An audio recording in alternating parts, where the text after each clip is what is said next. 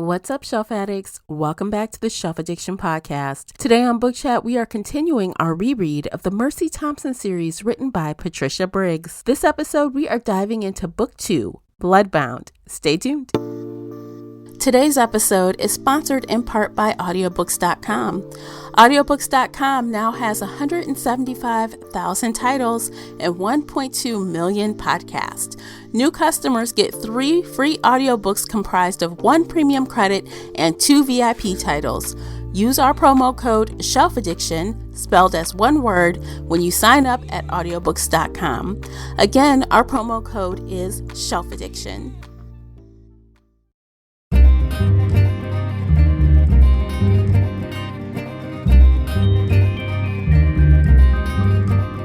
Hey everyone, I'm your host, Tamara Ford, and welcome to Book Chat here on the Shelf Addiction Podcast. Participate in this discussion by joining the Facebook group Shelf Addiction Official. I hope to hear your thoughts on today's topic. You can always find me and Casey on Twitter and Instagram. The links for everything I've mentioned are below in the show notes. If you enjoyed today's episode, please support this podcast by sharing it with some book nerd friends or on your favorite social media space. That would really help me out, and I appreciate you for doing so. The uncut video version of this podcast is available now on Patreon. Join us there for exclusive videos, including after shows and more. So if you're interested in that at all, you'll need to come on over to Patreon and sign up. Without further ado, let's get started. We've got a lot to talk about today, so we are going to get to it. Joining me is my feature co-host, Casey from Heart Full of Ink. Welcome back, Casey. Hello. I'm so excited to be here. Yay, I'm glad you're here too, talking about our favorite thing. Woo! Yay! Here we are again. So today we are doing another installment of our reread of the Mercy Thompson series. Yes, just as many reads as you can put on there. Exactly. So as we do, we're going to run down the stats and the synopsis, and then we'll jump in. So we're talking about Bloodbound, written by Patricia Briggs, published January 30th, 2007 by Ace and Penguin Audio. The paperback is 292 pages. The audiobook is 10 hours and 2 minutes, and it's narrated by Lorelei King. Casey, would you please share the synopsis? I would be happy to. Under the rule of science, there are no witch burnings allowed, no water trials or public lynchings. In return, the average law-abiding solid citizen has little to worry about from the things that go bump in the night. Sometimes I wish I was an average citizen. Mechanic Mercy Thompson has friends in low places and in dark ones, and now she owes one of them a favor. Since she can shapeshift at will, she agrees to act as some extra muscle when her vampire friend Stefan goes to deliver a message to another of his kind. But this new vampire is hardly ordinary, and neither is the demon inside of him. Dun, dun, dun. I really like this installment because it gets a lot darker, like dealing with the villain here. And the villain is evil. Yes, he is creepy. like, he's a sorcerer. Isn't that what they called him? He's a sorcerer who was turned into a vampire. And then on top of that, he invited a demon to live inside of him. Yes. Hey, come on. And the demon is slowly taking over. Yes, so he becomes, what did they call it? He was a demon rider, and then he turned demon ridden. So, because I guess you can't control the demon for very long. Nope. It's gonna get you. Yes. So, I'm sure he thought he was strong enough to manage it, but he was not. Everybody thought they were strong enough to manage it, and no, they were not. I know, it's like that conceitedness, like, you know, you just think you're better and you're stronger and you can do it, and then it's like, psych, no, you can't. Yes. And it was interesting also was all the relationship-y stuff. Lots of it. This one becomes like a convoluted rhombus-like thing. Yes. It's not even like a triangle. It's like a triangle times 2. I don't know. It's weird. It's weird. Maybe it is a rhombus. Maybe you're right. Like, it's kind of like just all over the place. But Mercy is getting kissed by 3 guys in this book. And she's kind of into two of them. She definitely is into two of them. Definitely. Yes. And I think the third one, I think was more shocked by it. She was a little shocked, but it was also like, it was there. The writing was on the wall. She just didn't want to see it. She thought it was platonic, but no, he does not have platonic feelings for you. Okay, so let's just jump to like the third one we're talking about, because I think this was the most unexpected and one that I rolled my eyes at the worst, because I feel like there's no way she was ever going to be with Stefan. No way. Absolutely not. Like, she's already way too tangled up with Adam and Samuel. If neither one of them existed, I could easily see her hanging out with him and like maybe going on adventures in his mystery machine, but only if Adam didn't exist, only if Samuel was gone and living in Texas forever and never came back. Like, if it was just Stefan in this world, yes, they would be best friends and have fun together. Yeah, I agree. I think that if it was just him, I think he would still be friend zoned. She would not be with him. Like, for example, there's this one part toward the end, I didn't even mark it, I should have, where, you know, after she kills Andre, she comes out, and of course she sees, what's his name? The Wolf. kid. Wolf. She sees Wolf, and then she turns around, and Stefan's there. But she instantly looks down because she doesn't want to see his eyes look how they look when they're half dead, right? Yeah, quote unquote. Super gross, vampire-y dead eyes. Like the milky dead eyes from when it's not nighttime. Yes. Like a few of them can get up before the sun sets and they just have this look about their eyes. And she didn't even want to look at him. So I'm like, well, there's no way you want to do anything with that. You can't even stand to look at him. And I mean, even in the beginning of the book, when he was like, can I please sleep in your closet? And she's like, you're going to have a pillow and blanket. And he's like, I don't need that because I'm dead. And she's like, nope, you're not dead. No. You're having not in this house, you're not dead. And then she's like, now I can't sleep in here. I got to go because there's someone dead in there. Like, she can't get it out of her mind. So they were never, ever gonna be it. And I almost wish a little bit that Patricia Briggs didn't go there with them. Like, can't she just have a really good friend?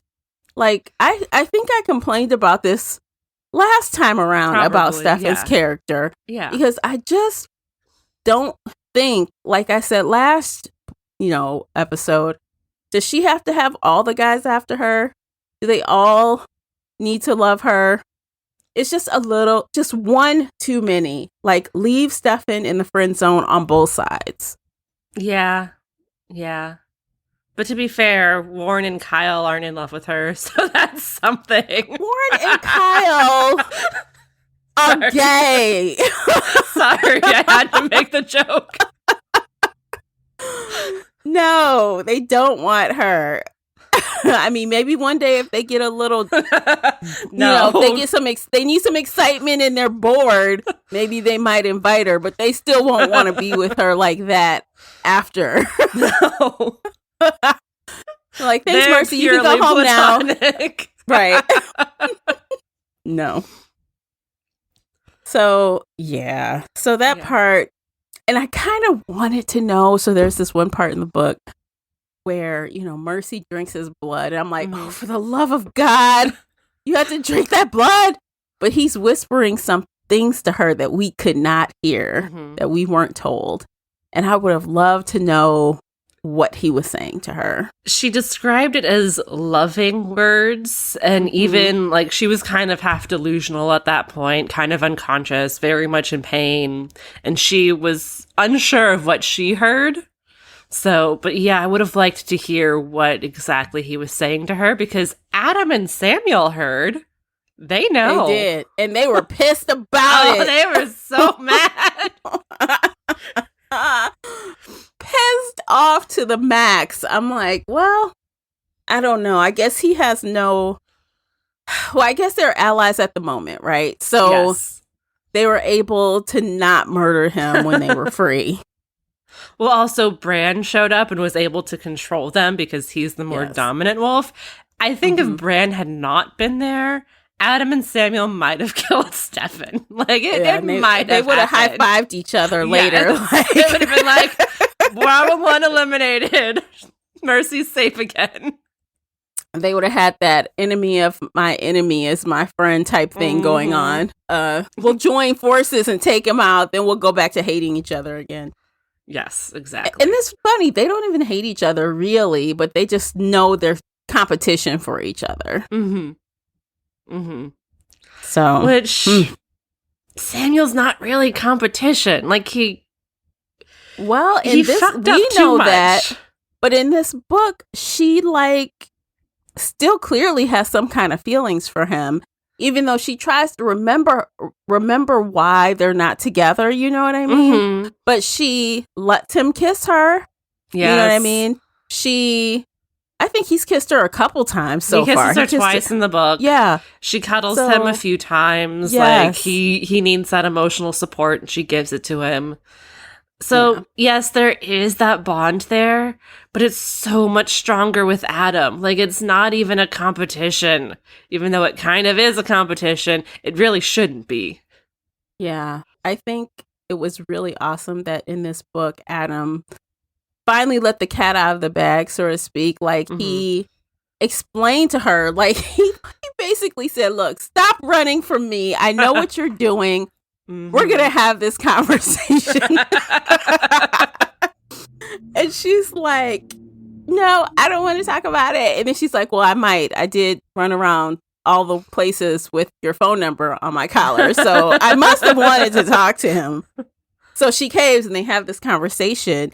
And it's like that whole, you could tell Mercy's issue is lack of, what is the word I'm looking for? Not freedom, but like agency over herself. Agency over herself when she's around him. And she thinks he's doing it to her. And she resents that. Right, on purpose. And it's like this whole intricate puzzle to like unwind. Because she thinks it's very cut and dry. Like, why are you treating me like this? You're trying to alpha me. He's like, I'm not doing it on purpose. I try to turn it off, actually. But it's hard around you. So I'm like, ooh. He also explained how it's harder when he's near Pac. When they're alone and far away from Pac, it's easier for him to turn off. Yes. And also, he reminded her that she has stood up to Bran for her entire freaking life. And so she doesn't submit when she doesn't want to submit. She is actually like letting her own walls down around Adam and letting him dominate her because she feels that sense of safety, because she feels that sense of connection and that she wants that with him. And she just has to admit it to herself. I can understand her confusion in that because someone with a naturally dominant personality, when that happens, it's confusing. Like, I normally don't act like this. I normally don't want this. You know what I mean? So she's very confused by it. Oh, absolutely. And it's fun to watch her fall, but it's also a little annoying when she goes back and forth like this because, you know, she keeps saying that, yes, Adam claimed me in front of his pack, but I'm not a werewolf. But then she goes around dominating all the werewolves. She dominates Daryl, who's number 2. She sends werewolves to Adam, who need help. She does all this stuff that basically says, hey, I'm in charge. I'm in charge. Yes. I'm the co-alpha of this pack. Like, I'm doing all of these things, quote unquote, under Adam's name. Like, oh yeah, Adam won't mind if you do this. Adam won't mind if I do this. Adam won't mind. Bitch, you're doing it. Like, you're being alpha. Yeah. Nobody else would have the balls to say or do any of this. 100% she was acting like the alpha. She is like, she walked in that house and just started bossing everybody around. She bossed it was like Daryl around. She got Warren to sit down. She came in and was like, Warren, lay down. And he did instantly. Okay. And then Daryl was like shocked, like, oh, I couldn't get him down. But you did. Yep. He was disgusted, I think. But then when she was talking to the Stefan's menagerie, his humans that he feeds from, and they were like, hey, can you help us? Can the werewolves take over for us? Mercy has the audacity to say, no, I don't have that power. I can't help you. And I'm just like, excuse me, ma'am. What have you been doing for the last 4 chapters? I know. You've been running this pack yourself. I know. But I think she means, like, at that point, obviously, she felt that Adam was alive, right? And compared to Adam, she doesn't. So maybe she was just trying to not impede on Adam's I think so. But it was just, it was one of those things where I was like, everything else you've done in this book says you are the alpha and you are in charge. And now that humans are asking you for help, you're saying no. I don't know. Yeah. That felt really... I can find out. I mean, it's human of her to be that flip-floppy, but I just really... I had to put down the book and roll my eyes. In the moment, she could have made a million promises, and I think Adam would have went along with all of them because she was trying to get to him and free him and stuff. So he probably would have honored whatever she promised, to be absolutely. And I think he would have honored it because he's a good man who would want to help these people. He wouldn't want them to be slaughtered by the vampires. He would do what he can. Absolutely. So yeah, she took she could have just did the right thing there. She could have. I don't know. It was a bit much, but it shows her human side, that she's not always in control, that she's not always thinking things through, that sometimes she just steps into the role of alpha and doesn't even really consciously realize that she's being the alpha in book 2 of the series. Yeah, she was like totally the alpha of that pack. No one questioned her. No one, even when she came back later, to speak to who did she come back later to speak to? Oh, I think it was Warren again. And Daryl was sitting in the chair. And she's like, go get some food. Yes. Like, be off. Yes. He just does it and then comes back. You were right. That helped. I needed food. She just walks in. Everyone just steps aside, pays no attention to her. Like, there is no pushback. No one is giving her pushback. No. And the one werewolf who did, he was blocking the door and he was like, you're not allowed because you're not Pack. And Honey came up and she's like, she's Pack. Let her in. Yeah. The man, later hits Honey because he's a misogynistic asshole. And so Mercy goes up and tells Daryl, go take care of this. Go put him in his place and don't let him hurt Honey. Again, controlling the Pack. That is wild, though, because I mean, you can tell already, and I think it was even, I can't remember the exact line, but, Honey would be so much higher than her rank if she wasn't tied to her husband. Oh, absolutely, like that. Yes. So she's a strong wolf, and it's, like, very dominant, too. So, I mean, it takes some skill for her to just submit. Not dominant when people, like, do that kind of thing to her, because I'm sure she would have loved to drag his ass across the floor. At least I tried to, but she didn't. Adam says she fights dirty, so if she had the chance, she would have taken that man out. He better not turn his back. She might get him later. But that's Honey, though. I mean, she's also kind of the one you kind of love to hate, at least me anyway. She's very finicky when it comes to Mercy. I think we all love to hate her at first, but she grows throughout the series. And I don't want to spoil things because I know there are some readers who haven't read it. But in the next few books or so, I really love Honey. I love her personality. I love her characteristics. Like, I love Honey. Right now in Bloodbound, Yeah, no, she's kind of a bitch. She kind of is. She's like coming to the shop with like white pants on, and she's like just being the absolute most in everything. Mm-hmm. It's like, oh, you're a pain in the you know what. She even begged Adam to please anyone, not her. She doesn't fit here, you know. Mm-hmm. Wow. Oh wow. But that's why he sent her. He's like, she'll take care of business. Mm-hmm. I made the right choice. She'll fight dirty. She's a strong fighter. She'll get along with you. She might sass, but Mercy needs sass. She needs somebody to, bicker with. So.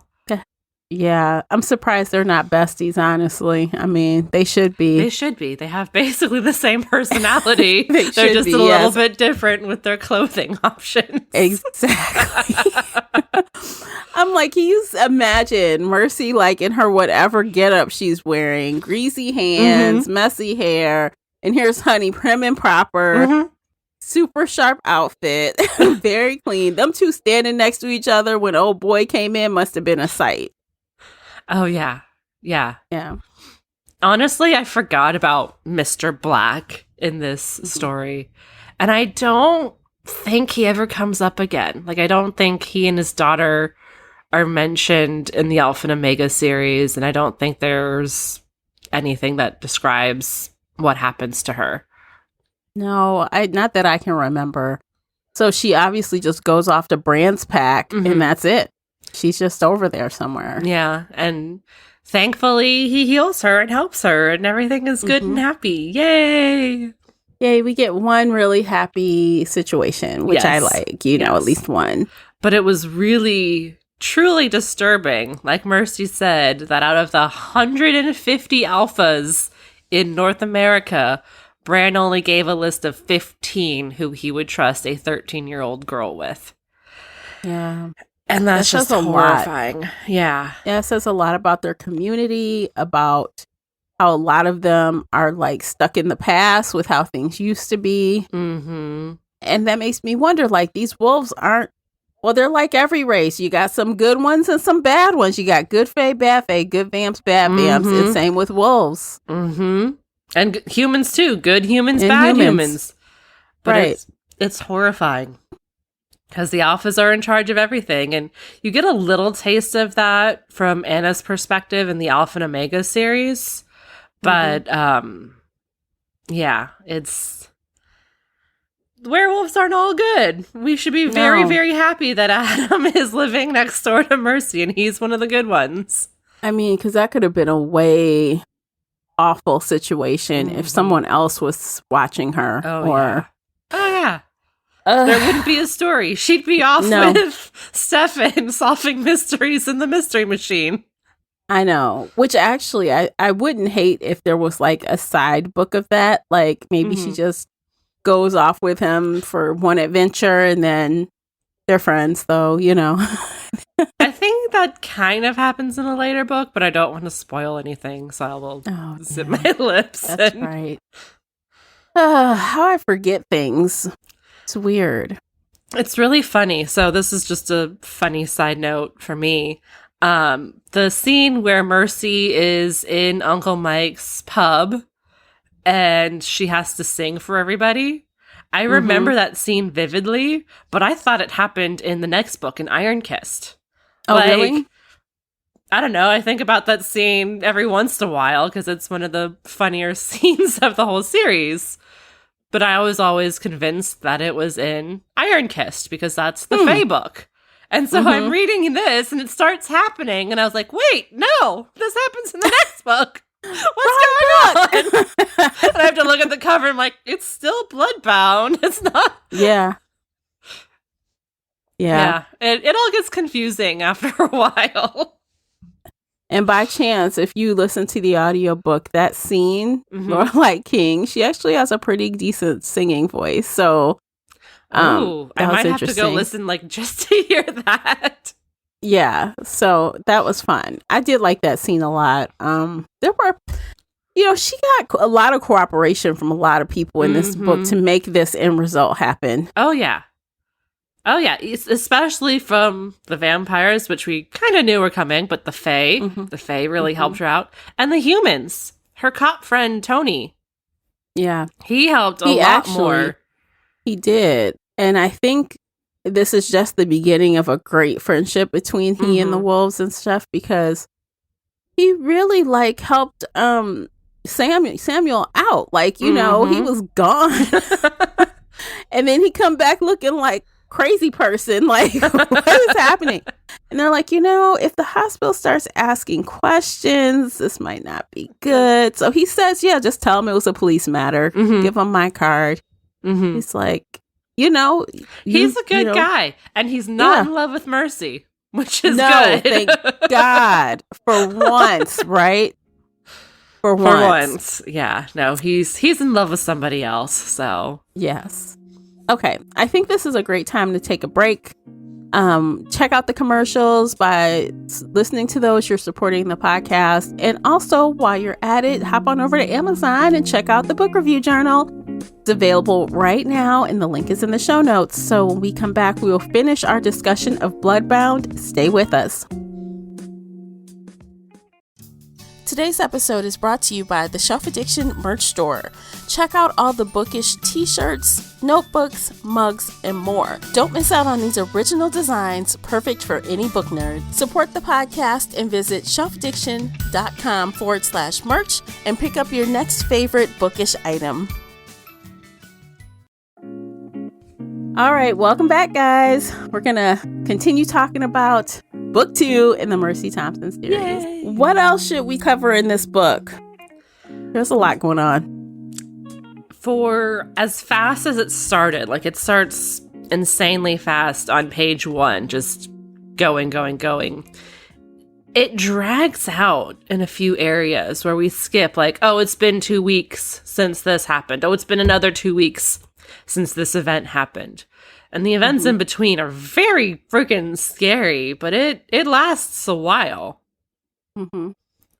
Yeah, it does. I didn't even count the weeks. Maybe, because I know at the end there for sure, wasn't it 2 or 3 weeks after she killed what's-his-face before Stefan came back around or whatever? Yeah, no, it's every... So... Over a month passed, possibly 2 months in this book. And yeah, that's a long time, because while she was looking for Andre, I had a bad sense of how long it was. So I know she'd been out looking for a while by the time Adam caught up with her for the third time that she got called. He got called about her. That had been a couple weeks, and then they went on their date, and they were super cute together. Oh. They're cute. They are. They are. I can't even lie about it. They're very cute. And then it was another week or 2 weeks before she found Andre. And she was looking diligently, and then she happens upon Andre by mistake, really. So she had already found the woman who was off on her own. And then she was doing something with a car, out driving this car. And then it broke down or something. Something happened. She had to get out. And then she saw all the ghosts. Yeah. It's oh my God. So obviously she can see ghosts. And the ghosts that means he killed a lot of people. Yeah. There's a lot of ghosts in this book, which I thought was really interesting. Because usually paranormals with vampires and werewolves, you don't talk about the dead. People die, but you never mention the ghost or the afterlife or what happens next. And nope, the ghosts are kind of what save the day, because they're the ones that are hey, here we are. Exactly. She accidentally discovered Wolf's house first, which is really creepy. But there was no one in there, though. It was just him. He had somebody whimpering in the bathroom. Oh, God, that's right. So, yeah. So he might have had one person in there? Yeah. Maybe more. Maybe they were just sleeping. But there were a couple of ghosts who wanted Wolf to die, and they were trying to encourage Mercy to kill him. But she's too stubborn, I guess. She's like, she was arguing with I can't them. kill him. Like, I just can't kill him for no reason. There needs to be a reason. She said. Which there are reasons in later books, but, for right now, it's okay. She won't kill him. And then we get a surprise, though. So Wolf is in his state. He hasn't moved, but she can hear him talking to her. Mm-hmm. So, and then he kind of gets up and crawls out. He stays in the shadows, but oh god, he's crawling like a freaking lizard. And I was like, oh. I don't blame her. Nope. I would have ran right to where the light shines in. You can't come in this circle, buddy. It's light right here. Stay back. Be crazy. Mm-hmm. But, he told her, he's like, oh, well, if you were to kill Andre, I wouldn't tell. Mm-hmm. And he doesn't. And he doesn't. He actually helps her with Andre in the sense that he comes and he kills the menagerie people, and then they set the house on fire, and then they tell their mistress that, nope, it was just the humans, not Mercy. Yes. You're safe from the walker.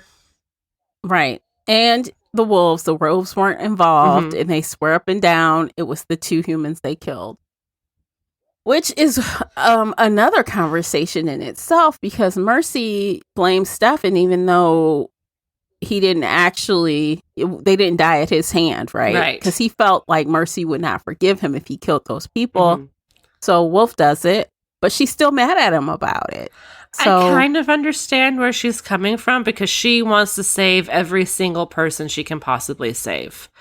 But I don't think these 2 people could have been saved. Like, they had been chewed on. They looked like death warmed over. They looked terrible. Their mental state was messed up. Even if they couldn't have kept a secret. Even if Stefan, and Wolf said it. Yeah, no. It would not have worked out for them. Like, they would have suffered any which way. And they cannot go around saying vampires and all this stuff. And they were just kind of, and I understood the vampires' point of view on this too. They were too far gone. Mm-hmm. And plus they needed a scapegoat. Yeah. So, what are you going to do?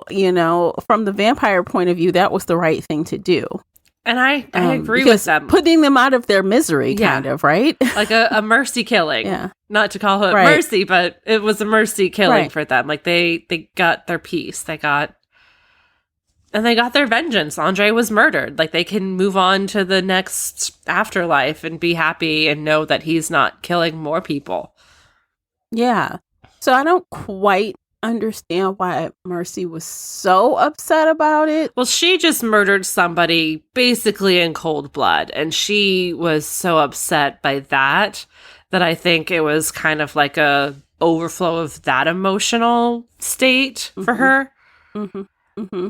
If she has time to sit down and actually think about it and, think about how these humans had suffered and that it was, better for them in the long run, I think she'll get over it, but it's still, you shouldn't be mad about him for this. No, I mean, he did what he could do, and he brought back the charms that you left there. So, I don't know. You just need to let it go. Let it go. Yeah. It's okay. It's fine. Like, because honestly, there wasn't anything else that could be done. What did she want? What did she hope that could be done? It didn't make sense. Like, she's told people, you can't. She's told what's his face at the shop, the kid, you can't let anybody know that you know about vampires. You can't even let Stefan know that you know about him. This is dangerous. It's very dangerous, and she knows this. Yep. She even told the cop, there's stuff out there that you cannot know about, and I cannot tell you about it. Just know that there is more stuff out there and be wary. Yeah, so good for him. He took the leap of faith and did that, because a lot of people would just keep grilling her with questions like, no, what is this? I can't just... But also, at that same time, you live in a world where they are real. Yep. So if Fae are real, And a whole lot of fucking things can be real. oh yeah, if the Fae have come out and now werewolves are coming out, I'd be really nervous. I'd be like, what else is out there? Are there vampires out there? Are there demons out there? And the answer is yes, and they're here and they're I'd be killing. like, are there zombies out there? All the fantasy things that you think are just fiction, I'd be asking, are all of these real? Are they here? Are they coming to kill us? Is it like, are humans now on the meat market? Like, yeah, like we're the bottom of the food chain. Strength-wise, it's true. Humans are so fragile. I mean, even Stefan was telling Mercy, like, her human self was so fragile. Like, you know, when she breaks something, she has to go get a cast. She won't just heal like the wolves. So she heals faster than a human, but yeah, no, she still has to get a cast on her ankle, and her dislocated shoulder hurts for a few weeks. Yeah. So yeah. And just think of regular old us without any other kind of paranormal anything going on. Yeah, so humans are fragile. Humans will die very easily.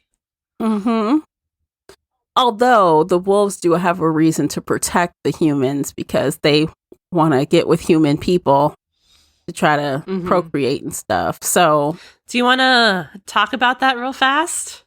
Yeah, sure. What did you think of Samuel's past in Texas? Oh gosh. Okay, so this is tricky. It's a hard conversation, and I don't think there's any right answer. No. So you guys, just so you know, Samuel was with this woman. After Mercy ran away, he found a human woman while he was in med school for the gazillion time. I don't know, second time, whatever. And they got together. She gets pregnant, and then she doesn't want the baby, so she just didn't have the baby and did not discuss it with him. She just took care of it. So he was very hurt by that, and it kind of scarred him in a way. And I think that sucks. You know, it sucks that they didn't at least have a conversation, right? But it's a woman's choice. Right. And I fully respect her choice. And also, human women usually cannot carry a werewolf baby. Like, they miscarry more often than not. Like Adam's ex-wife, she had 7 miscarriages, and Jesse was the only baby who survived out of 8 pregnancies. Like, there's just something about the DNA that doesn't quite fit with humans. So they talk about this a little bit more in Alpha and Omega because you get Charles' history. But basically, you can procreate with a human. It's just not very likely to succeed. So even if she hadn't done what she did, the likelihood of the baby surviving to term is very minuscule. Like it probably would not have survived. Which is hard, which, you know, kind of reverts back to why Mercy is so wanted. What's the word? Like wanted, and like why she's so valuable, right? Because she has the abilities, because she can transform herself. Like there's some magic there. Because she can, that just makes And Charles' mother used magic to keep her from transforming for 9 months. And so that's why Charles is the only born werewolf in the world. Yeah. So, I mean, I do feel bad for Samuel. I understand his plight, but I also understand life is life, right? It's not your choice in everything. So while it sucked for you, she had to do what she had to do, and you need to get some therapy and carry on. Yeah. That's what you need to do. Yeah. No, because he's still carrying that load. It hasn't relieved, because otherwise it wouldn't have been able to affect him, like that whole accident that he had to treat. It wouldn't have, if he had gotten over that or gotten through it, that wouldn't have affected him in that way. Also, the demon was living like half a mile away from him, or from the hospital. So he was feeling the effects of the demon anger and issues. So that was kind of eroding at his control a little bit as well, as Mercy points out towards the end. But that could just be, like the icing on top of the cake, because Samuel has been losing control. He hasn't felt normal in the last 15 years. He's, he's had a lot of issues. Yeah, but you can tell. Okay, so yes, two things. So one, yes, the demon has been affecting him for a lot longer than everyone else. Mm-hmm. He's been working there every day with that influence. But second, like when, for example, the demon had affected other wolves, they just got angry and mad and all these other things. For him, he was trying to imply he might off himself. You know what I'm saying? Like, this was affecting him differently, I think, because of his internal things that he hadn't dealt with. Yes. Otherwise, he might just have been angry. Yes, absolutely. Or something else. So, still, I think he needed to work through those things once and for all. And he's not going to do that being around Mercy. He needs to leave. He does need to leave because Mercy is still that pie in the sky hope for him that, yes, I do care about you as a person. Yes, I fucked up and I wanted to make you mine when you were 15. And that was wrong of me. Thank God he apologized. So I can kind of forgive him for that. But I'm still... right. No, but he still wants kids. Like, that's his one goal in life, is to have kids. And that's, like, it's not the only reason he wants Mercy, but it is a solid reason. It is a majority of the reason. Yeah, I think his wolf wants Mercy for more than that, I think. Yeah, no, like they've made it and they're friends and he really cares about her. But she can offer him children the way any other werewolf could not, the way a human woman can't really. Like, even if the baby survives birth, he only has a few decades with them because they may want to try and change into a werewolf and that would fail. Or they might just die of old age. Like, he's going to keep having and losing children. Yeah. It's a reality, and he needs to, I guess, deal with and accept the fact that he may not have the life or he may not get what he thinks he wants. Yes.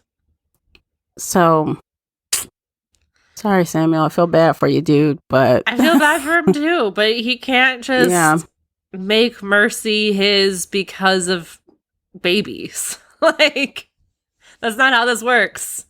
No, and it's so weird. Like, he's living in her house or her trailer, and, he's like, oh, you going to the movies? And then he's like kissing her and stuff. I'm like, oh my God, this is so weird. He's staking his claim, and it's not, he needs to move on. Like, I know Bran sent him here so he could feel alive, but it's not healthy for anybody.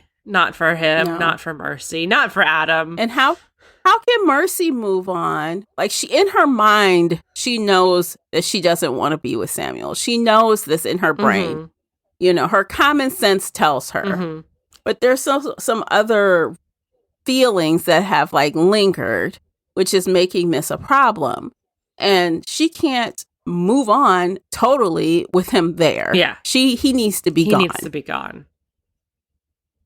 Because, have you ever, and I think maybe a majority of us have had that one relationship that you always remember, right? That was Samuel for her. Like, he was her first love. Forward. He was her first protector. Right. He was, when you're 15 and 16 and you're in love at that point. Yes. And so, yes, she always has those soft feelings for him. And no, they didn't really get closure because they were supposed to run away and get married together. But then Bran said he just wants babies. And so Mercy ran away. She didn't talk to him. She didn't, confront him. They didn't hash it out or fight it out or whatever. Not until Moon called. And now he's living with her. And she's like, we're friends, but that door's still open. We didn't, fight it out. It needs to be shut, firmly shut. Regardless of Adam, I feel like regardless of him, that just was never, it's not meant to be. So really, ultimately, that leaves her with one choice and one choice only, and that is Adam. It's been Adam since day one. Like, I've loved Adam since the beginning. Mm-hmm. Yeah. I felt like there's never been any competition for him. Not really. When you break it down, all these different variables, there's no competition. It's a clear answer. And I think she calls him. She wears his phone number on her collar. She could have anybody else's phone number. She could put Warren's phone number on there. She could put Daryl's or Samuel's if she wanted. But no, she wants Adam to come get her. Yes. Because she trusts him. And she loves him. And she likes him. Well, she likes him now. She probably loves him too, but she's not willing to admit it She won't admit it yet, but it's there. Yeah. Like the scene in the gym. They're like getting hot and heavy. Okay, first they're fighting, right? Yeah. They're doing like these kicks and moves and stuff. And Aikido they're tumbling and fighting. Aikido. And all of that. And then before you know it, somebody's on top of someone and some things are happening. And then here comes Jesse. Hey guys, hey, what's up? Oh, what did I walk in on? He was giving her a back massage that started out really professional. And then he was like going under the clothes. Then he's holding her hair and touching her butt. And then Jesse walks in. That's no massage I've ever seen. Not a real one anyway. No, not a legit massage. That's the massage that you end up pregnant from. Like, exactly. And of course, Mercy jumps up basically like, oh, thanks. That was getting out of control. So thank you, Jesse. Yeah, thanks, Jesse. I need to run out of here as fast as possible. He's like, woo, that was out of control then. But it was going to happen if she hadn't been interrupted. Mm-hmm. It was going to get much, much hotter than that. Mm-hmm. But. Yeah, that was hilarious. Yes. Oh, my God. Yes. All those scenes between them, it's really cute. It's slowly building that tension up, and it's amping it up. And, the next book, we get some more good stuff. And the next book and the next book. And I love Mercy and Adam together. I really do. And I love seeing these early scenes where they're still, looking at each other like, do I trust this? Do I want this? And also it's believable. It's like, okay, so, it's not one of those faded things, right? It's not faded. It's not like insta love. It's not insta love between not at them. All. It's been so many years of antagonizing each other. Exactly. And it's like this slow progress. But not so slow that it's infuriating for us to read. You know how sometimes it's so slow, it's like you want to pull your hair out. It's so slow. Not this case. I think the pacing is pretty good. And I actually can't remember what book it actually becomes official. I cannot remember which book. There's some stuff that happens in the next two books, and I don't remember the exact order of things. Yeah. But basically, like, it happens fairly quickly in this series, comparatively. Yeah. Being that we are now at book 13, and this is book 2. Yeah. So it happens at least in the first 4 books, right? Yeah. At least. Yeah. Worst case for book 4, I think. I don't know. And it's fast and easy for us, but if you look at like the whole span of their entire relationship, he's been living next door to Mercy for like 7 or 8 years now. They finally go on their first date back in December of last year, and then she ignores him for another 6 months. So, if we were living this on a day-to-day, it would be really long and exhausting and drawn out. But because we're getting the fiction, where we can jump forward 2 weeks and another 2 weeks and another 2 weeks and let's jump forward 6 months here. Like it's much faster. But also, don't forget, to be fair, Adam was married. This is true. She knew his wife. She lived there in that house. So he wasn't single the whole time. They were neighbors. Not the whole time, but she divorced him a few years. Because Jessie was less than 10 when her mother moved out, I think. Or maybe around 10. The timing is kind of funny, but I feel like it wasn't like she was there for a second and left. Mercy she knew was her there for a couple while. Years. Right. So like 3 or 4 years. Obviously. There was some time where, nothing would ever possibly happen. But, right. Which I like because it's like, it's real, like, real. That's how stuff happens with people sometimes. And it's not this stupid, fantastical. And, I don't hate the fated maid trope. I don't mind it. But it's refreshing when something is, like, more nuanced. Yes, exactly. Or even just generic, right? Like, not generic, but authentic. Realistic. That's the right word. When it's more authentic. And it's not like, oh, we're meant to be, so that's it. It's not we're locking eyes across the room and suddenly in love and getting married. And no, they're or you smell a scent and suddenly that's your person. This is a lot more to it, and I appreciate that. I think it makes us like them more as a couple because they have to work for it. Yes, they do. They do work for it. And they work hard on this relationship. Like, throughout the entire series, their relationship isn't easy. They butt heads, they fight together, but they talk through it. Like in this book, where Adam is like, we need to have this conversation. You're stuck in the car with me, so let's talk. It's going to be uncomfortable, but we need to talk.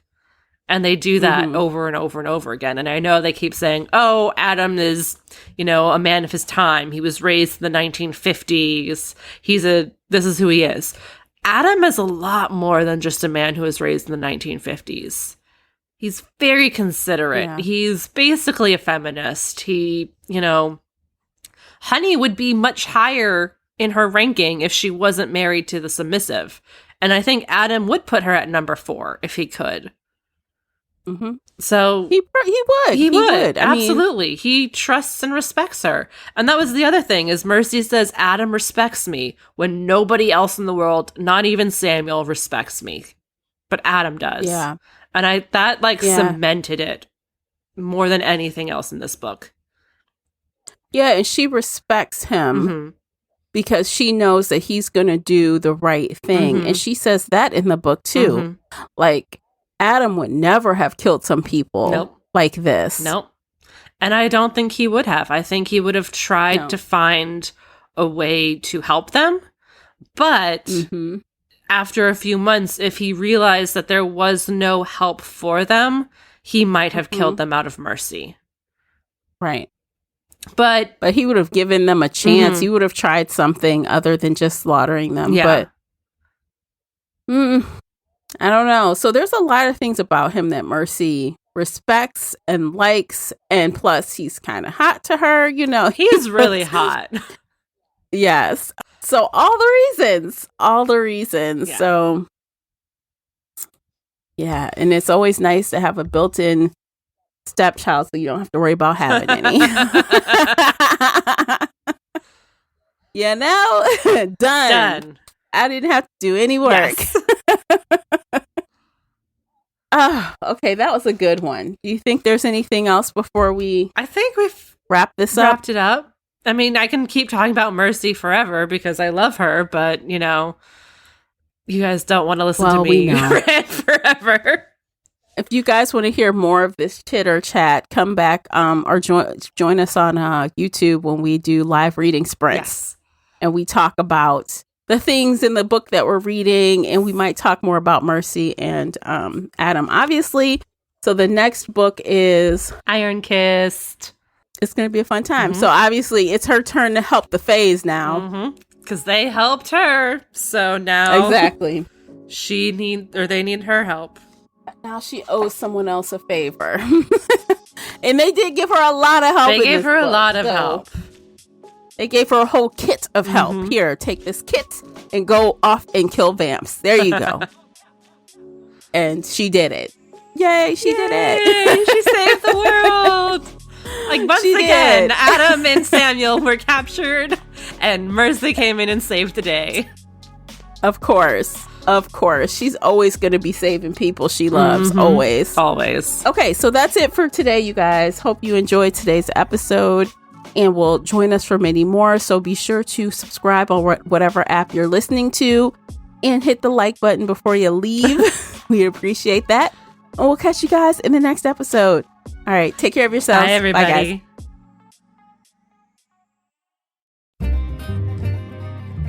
If you enjoyed today's episode and would like to show your support, there are a few things you can do. Head on over to Apple Podcasts and leave a positive 5-star review, or like this episode on your favorite podcast player. It seems so simple, but it really helps me out. You can share this podcast with other book nerd friends or on your favorite social media space. You can also join the Shelf Addiction Patreon family. For as little as $2 a month, you will help us produce even more awesome content for your ears. You can also consider joining the Shelf Addiction Official Facebook group, where we talk all things bookish and more in a safe space. The Shelf Addiction Podcast is a part of the Nerdy Maven Network. You can also reach us via email at info@shelfaddiction.com. Thank you for listening.